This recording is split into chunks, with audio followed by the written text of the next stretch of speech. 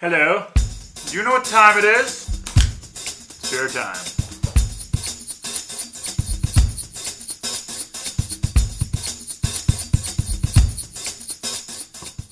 Hi everyone. Welcome to another exciting episode of #beertime. This is a special show. Yes, we get to interview Steyn. He is the head brewer of Devils Peak Brewing Company. It's arguably one of the best brewing companies in South Africa at the moment. They're known for their Blockhouse IPA, but they do have some pretty amazing beers in circulation at the moment. I think they're actually launching a few beers this week, so watch out for them. In this interview, we got to sit down and ask JC a few questions on the South African craft beer scene, where it's at, where it's heading, what he'd like to see, and he gives some tips to other brewers, and he gives suggestions as to different beer styles and what we should be seeing in the next few months or years. It's very interesting. There's some golden tips in here, so make sure you pour yourself a cup of coffee, some tea, and yes, if you want a beer, sit back, relax, and enjoy. Cheers. Hello, everyone, and welcome to another exciting episode of #beertime with me, T-Bone Troy. We are joined by JC Steyn, the head brewer of Devils Peak. JC. How's it? Welcome to the show. Thank you very much. Thank you. JC, first question I have for you. When people ask you what you do, how do you usually respond? Well, I always tell them flat out, I brew beer. And then they always say, excuse me, what? So I say, no, I brew beer for a brewery, you know. And most people don't think that there's any people really working in craft beer. They think it's all happening in garages and things like that. And I say, no, we've got a company, you know, we employ 40 people that are on the brewing side, and we've got reps and all that. And it's quite an interesting take on what people actually see craft breweries, because they think if you work for a brewery, you're working for SAB, and that's it. And it's very cool to just have to, you know, every time enforce this, that we are actually there. We're making beer, we're making good volume. Someone has to make that beer on a small scale. Someone does, yeah. And a lot of the time they become a bigger scale, and that's the growth that we're experiencing. And what's the usual reaction when you tell people that's, you know, you're the head brewer of Devils Peak? Do some people actually, have they heard the name, or some people fascinated? Do they ask a little bit more? Or you get every reaction from, oh, where are they? You know, to, oh my word, I can't believe it. You know, I was sitting on the plane the other day, and this girl, I was busy doing some emails, and this girl saw my Devils Peak logo on the bottom of my email, and she said, what do you do for Devils Peak? Are you a rep? And I said, no, I make the beer. She's like, oh my word, I can't believe it. You know, it's cool stories like that it's just amazing to hear that we have such a reach, and that the beers reach so many people. I think that's one of the reasons why we're in this game. Of course. Is when people get that excitement and joy just from meeting someone who's a brewer. Has it anything to do with that? Yeah, and the fact that they're drinking your product and enjoying it at the same time. I mean, that's key. That's what we're doing it for. We're not doing it to, because we like tinkering with beer. We like tinkering with it, but we like other people to enjoy what we're doing. First and foremost. You have a degree in viticulture, and you have a degree in winemaking, and you were the head brewer for 9 years of a very successful wine company. What made you leave a very successful industry and join a relatively new and unpredictable one? Yeah, I mean, look, I'd always been interested and dabbled in everything fermentation. Made a little bit of home brewing beer at home, played around with it, but I'd always wanted to make beer on a bigger scale, but it just didn't really exist. And then the opportunity arose, and the wine industry is great. It's an exciting industry to be in, but beer is just so new and fledgling, and where's it going to go? What's going to change? And I took the plunge. It was quite a big move at the time, sure, because there were a couple of breweries in South Africa, but nice old school family breweries, and nothing doing the kind of beers we wanted to do. And I loved every minute of it. Still drink a lot of wine, of course, for sure. But then winemakers drink a lot of beer at the same time. You know, they always say it takes a lot of beer to make a good wine. Wasn't it Charlie Bamforth who said winemakers drink beer while they're waiting for the wine to ferment? Yeah, for sure. I mean, that's what you do at the end of a hard day. You're not going to hit a bottle of wine. You're going to hit a beer. But you know, it's just a new adventure for me to take, and being part of something that's so fledgling, it's been super exciting. That is exciting. Being at the cusp of where craft beer kind of started. It started many years before the 4 years that I've been in it, but really it exploded sort of 5 years ago. You could almost see it as an investment in your career. Not sure. Financially, but you were one of the first guys there. Yeah. And so now the dividends are definitely paying off. You build up a bit of a resume or a reputation, and just, like I said, it's a good investment. Yeah, look, I mean, at the time it is easier to do it because, in the wine industry there's how many wineries, there's how many winemakers, there's an excess of winemakers coming out of university every year, coming out of the college. It's not always about, building up a reputation or anything, because, at the end of the day, we're there to make money, we're there to make interesting and good beer, but it has helped, and it is nice to be in that industry where it's quite small and everyone knows everyone. And starting 4 or 5 years ago with the kind of beers we did, it was sort of a little bit rock star-ish. But that's not me at all. I like behind the scenes stuff as well. Maybe. No, definitely not. Okay, well, leading on from that, you mentioned money. The question I get asked a lot, and maybe you can shed some light on this, is why is craft beer so expensive? Yeah, I mean, there's two things to it. It's the ingredients we make. In order to make the kind of beers that we make, we need to use ingredients that come from all over the world. Okay. The hops, the malt, we need the variety. The local hops are 1/5 of the price of the international stuff that we're getting from the US to make our IPA, to make our amber ales, black IPAs. And they use a lot of hops. Sure. The cost is 5-6 times the amount even that we're using on these beers as opposed to something like a lager. And then the second part of it is economy of scale. We cannot compete with the mass guys when it comes to buying bottles, buying malt. They own their own malt houses. They own their own hop fields. They own pretty much a big percentage of the bottle blowers. Sure. So we can't compete with that. We're not trying to. We're trying to make super interesting beers that actually deliver on quality and on taste experience more than anything. Yeah, you can't compete against a giant like that who've been around for more than 100 years. Yeah. And who've been in the game, and quite frankly, who've had people jump or start to compete against them, and they've just been crushed. Oh yeah, for sure. So I think that's also something that's smaller craft brewers in South Africa are making a mistake. They're trying to get high margin products into the markets and compete against a big guy. It's just they're not gonna. No, you've got to distinguish yourself, and the only way to do that is on style and taste. We're doing a totally different style to what they would be doing, offering something that they're not going to get from a mass-produced beer, and a mass-produced beer are not interested in making. It's a fine situation to be in. I don't see there's too much issue with it. Yeah, I could go on about the retail and what's happening there, but I don't think we have a lot of time for that. JC, you're considered arguably one of the best brewers in South Africa at the moment. Is there anyone that you look up to or try and replicate? Yeah, it's a tricky one. It's not one singular person. When I was making wine, there was definitely a pivotal moment on someone that I had aspired to. I'd started off at this winery, I was making wine, but you kind of get boxed into your own winery and tasting your own things every day. Sure. And us winemakers, we always used to go to the next door winery or your mate that's working at a place down the road. And, we were all fresh out of varsity. One of my friends was working at Milderbosch at the time. And he had a really well-known winemaker there called Mike Dobrovich.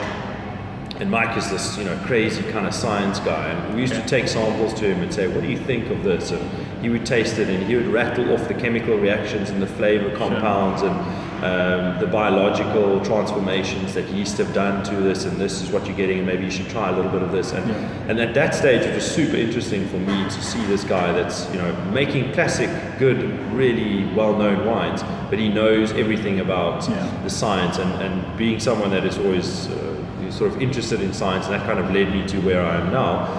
I just thought, I really want to get to know every aspect of the chemical reactions that's going on. And that's where I focus a lot of my time researching and reading. I've brought that same philosophy over to the beer. I really want to know, and even on beer it's more controllable because you're controlling your mash, you're controlling your hops, you're controlling your chemical reactions almost at every process, your yeast, everything. And that's nice, and I love it, the fact that I can now seriously control. Whereas in wine, it's a lot of the vintage. You can, as a winemaker, you can blame the vintage and say the wine wasn't great because the season and all that. Now there's no excuses, and because of that, you need to know exactly what you're controlling and how you're doing it. And then in the beer world, guys like Sam Calagione, Vinny from Russian River, Tony McGee, reading their books, we haven't met them obviously, but reading their books and their stories are very, very similar to how we started. Ken Grossman at Sierra Nevada. It's just super interesting to read what these guys are doing and where they started, and it just makes you smile because we're in that same situation they were 20 years ago.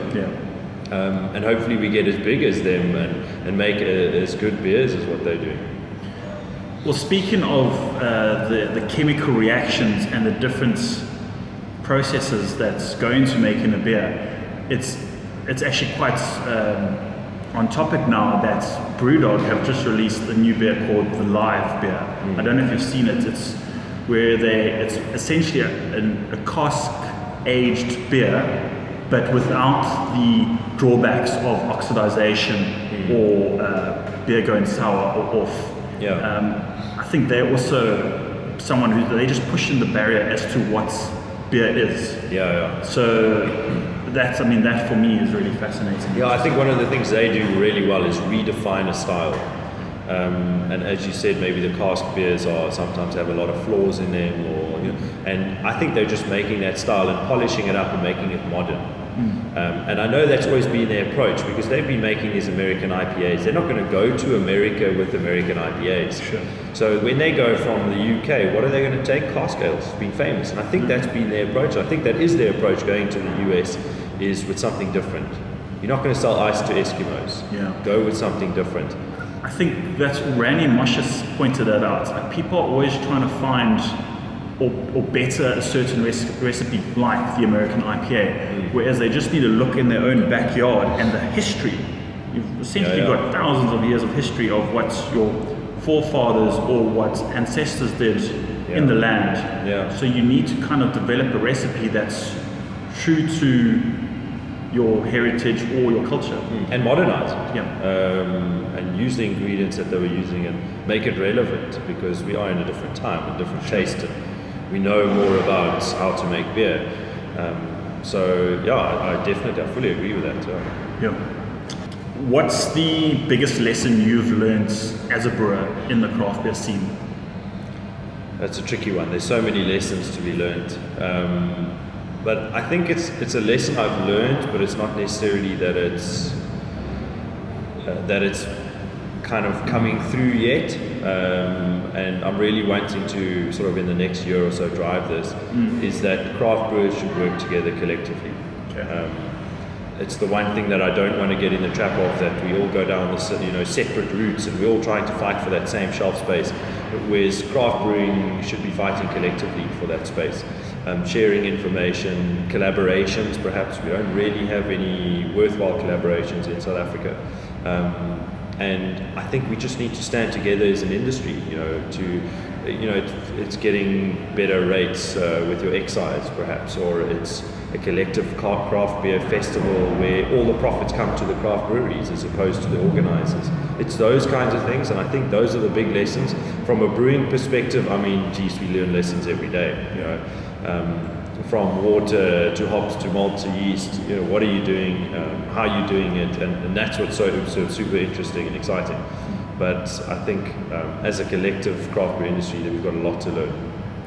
I think I'd like to add on to that by saying there are a lot of guys who are starting out who just jumping in without any knowledge or expertise, and what they really need to do is spend some time with the bigger guys like Devils Peak, Woodstock, Jack Black, CBC, because they're willing to give that knowledge away. They want the whole industry to grow.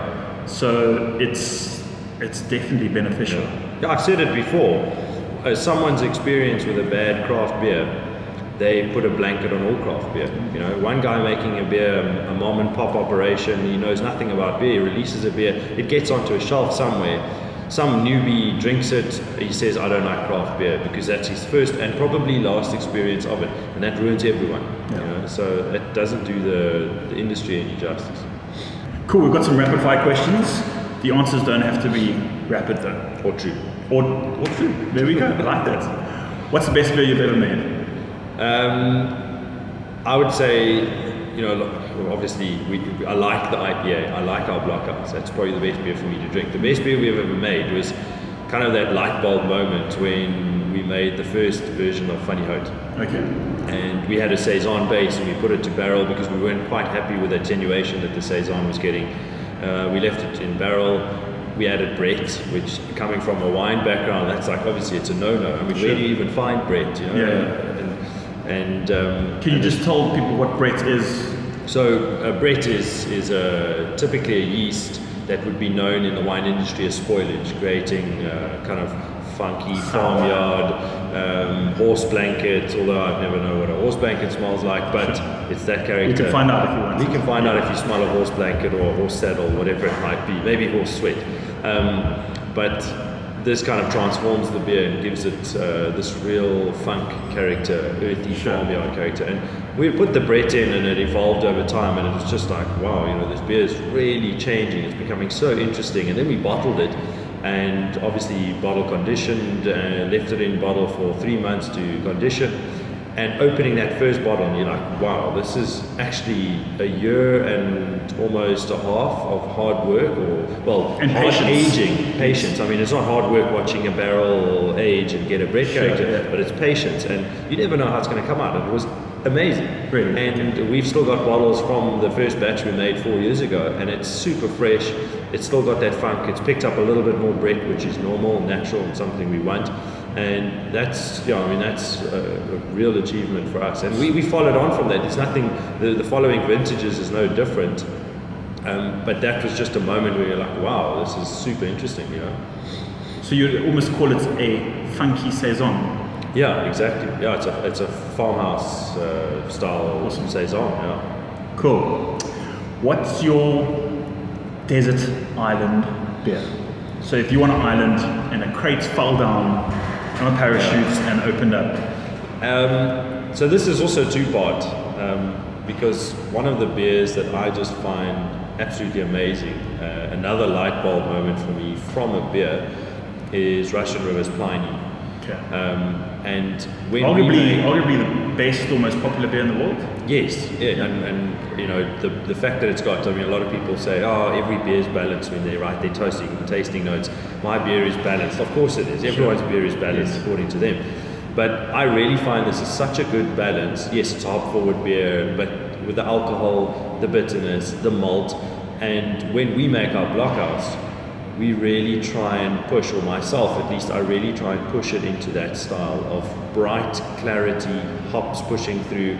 Malt is there, but it's secondary to the hops, and bitterness is refined. And for me, it's a fantastic beer. Cool. So that was part one. Part two? Part two is the blockhouse is where I'm trying to get that clarity. The show is brought to you by Blockhouse.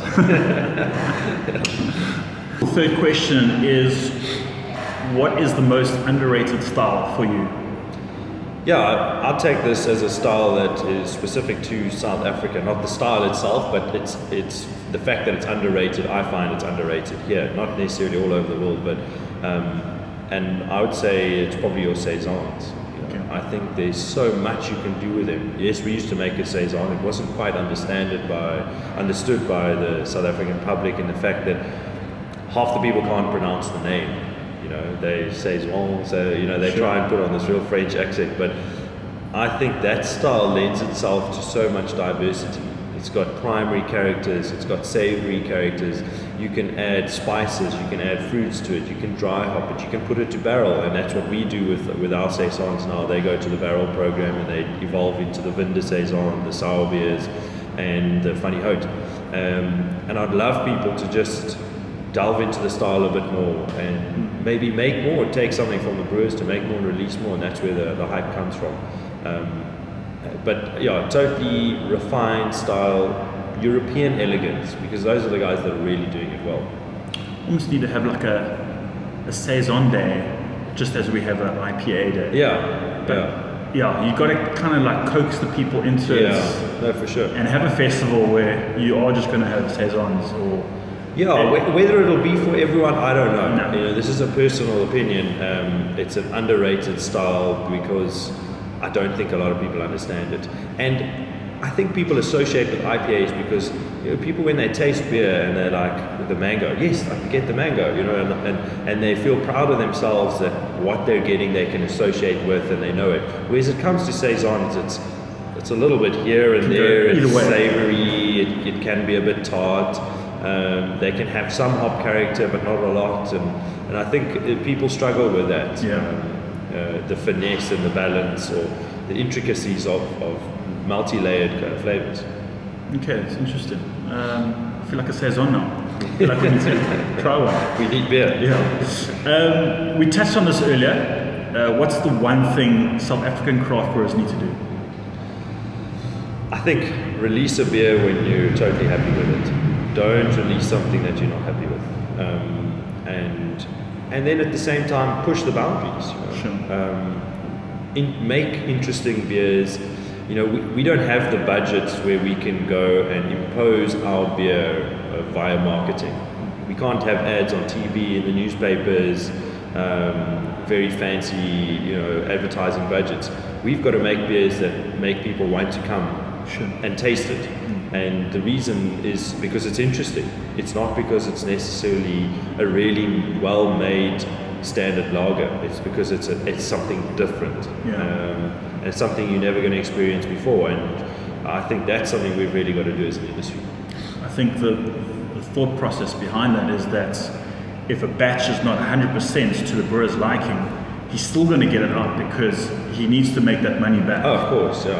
Which is unfortunate. I mean, we could argue that perhaps they're in the wrong industry then.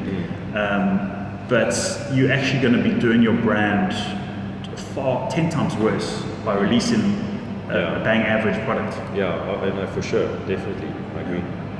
So what's next for South African craft beer? Where are we heading?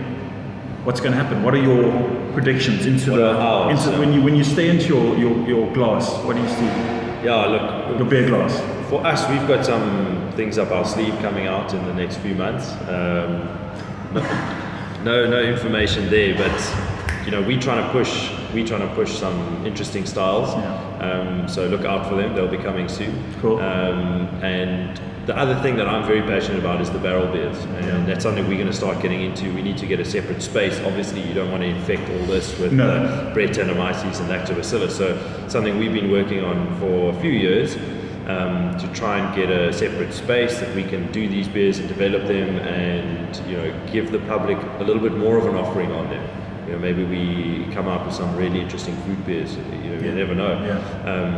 But that's a side project for us. But there will be some new beers coming out for sure. Cool. Well, we look forward to it. Good. JC, thank you very much. Pleasure. And thank you for being on #BeerTime. No worries. Let's go drink some beer. Yeah. Look at you, Drew. Hey.